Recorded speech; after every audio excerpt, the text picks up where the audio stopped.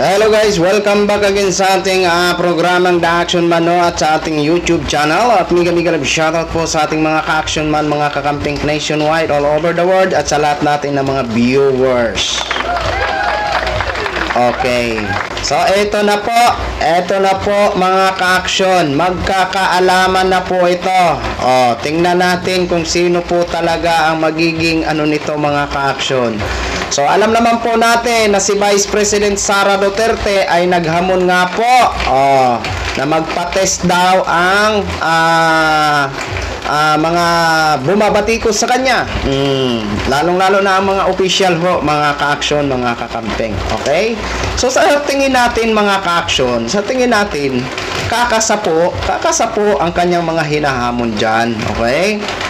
Ngayon, malalaman ho natin kung sino po talaga ang magiging positibo sa nasabing hamon ni Vice President Sara Duterte na magpa-test. Okay?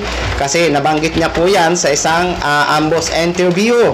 So, dito po kasi mga ka-action is may isang congresswoman na kumasa sa nasabing hamon ni Vice President Sara Duterte. Walang iba kung hindi ang idol ko na si Representative Migs Nograles ho, mga ka-action, mga kakamping. So ito po ang sagot ni Mig Nograles. Ayan. Babasahin ko po, mag-attach po ang para makita nyo po. Okay, pero basahin po muna natin itong pahayag ni Vice President. Okay? Ang sabi ni Vice President kasi nga marami ang nag-alala na hindi lang sa opisyal ng Kongreso, maging sa Senado is nag-suggest or nag-alala nga po sa mental health ni Vice President Sara Duterte.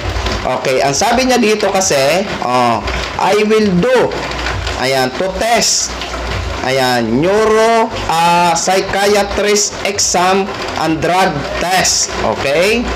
Pero dapat lahat ng mga mga young guns na kandidato, lahat ng mga congressional candidates ay magpa-drug test. Okay? So, ang tinutukoy niya dito na young guns, mga ka-action, alam na po natin yan kung sino ang mga tinutukoy na mga young guns. Yung mga nasa kongreso. Kasi para sa kanya is talagang inaano daw siya, parang siya talaga ang sinisentro. Pero alam naman po natin ang ginagawa ng kongreso hinggil sa pagbusisi ng mga dating niyang mga pondo at sa hihingiin niya na pondo, which is wala ho akong nakikita na mali sa pagbusisi ng kongreso dahil ay trabaho po nila yon at dapat talaga malaman ng taong bayan kung saan napupunta ang mga pondo na hinihingi ng sinumang ahensya ng gobyerno o opisyal na humihingi ng pondo dahil ito po ay pera po ng taong bayan. Okay? So pagpasensyahan nyo na po, medyo maingay kasi umuulan po dito. Ayan, kasi alam naman po natin is bagyo po ngayon ng Christine. Okay? So, dito po sumagot si Mig Nograles. Sabi ni Migs, sure, no problem with me. I will schedule test. Ayan, within the next few days. Ayan na. Kumasa na ang idol ko. Ayan, 'di ba? So, tayo mapapaisip talaga tayo na hindi naman natin to sinusure, pero imposible naman na umatras yung mga hinahamon ni Vice President na magpa-test, 'di ba? Ayan po ha. Isa na yan si Mig Nograles, nakakasa at magpapa-schedule siya sa next na mga araw. Okay? So, alam naman po natin na si Mig Nograles ay makakalaban ni Pulong Duterte sa pagka-kongresista pa rin. Okay? Magkalaban lang ho sila sa politika ha. Hindi po sa personal na buhay. Yan po ang malinaw. Sa politika lang po sila magkalaban. Okay? So, kung dito ho kasi mga ka-action, kung halimbawa man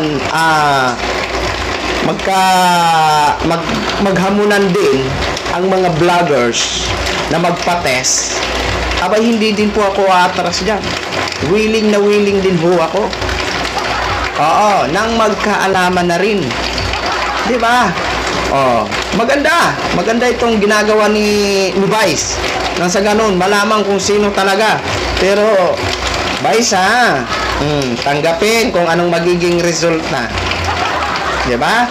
At sana, mas maganda yan, naka-live. Oo, naka-live. I-cover lang mainstream media. I-live. Diba? Ang mga magpapates. Nang sa ganun, magkaalaman na talaga. Para na sa ganun, wala na ang kirot na nararamdaman ni Vice President Sara.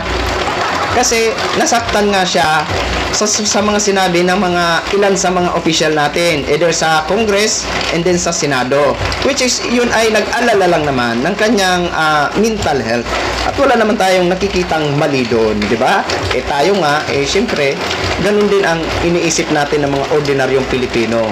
So, ang mga official din, ganun din ang naiisip nila kung ano ang nakikita nila kay Vice, kasi nga po sa mga maanghang niya na binibitawan na salita doon sa press con, okay? Pati nga ho tayo nagulat or na-shock sa mga sinabi niya, 'di ba?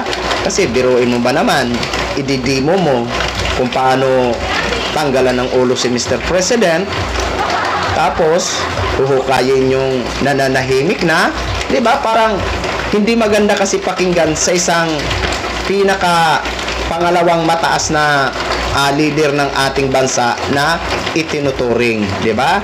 Kaya maganda po ito. Alam natin na hindi po yan aatras ang mga opisyal na hinahamon niya. Okay? So, abangan po natin kung sino po ba talaga magiging positibo nito sa nasabing hamon ni Vice President Sara Duterte. So, yun lang po mga ka-actionog. I-share ko lang ho sa inyo.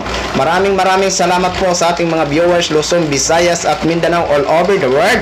Ako po ang inyong lingkod, si The Action Man. Have a good day, everyone.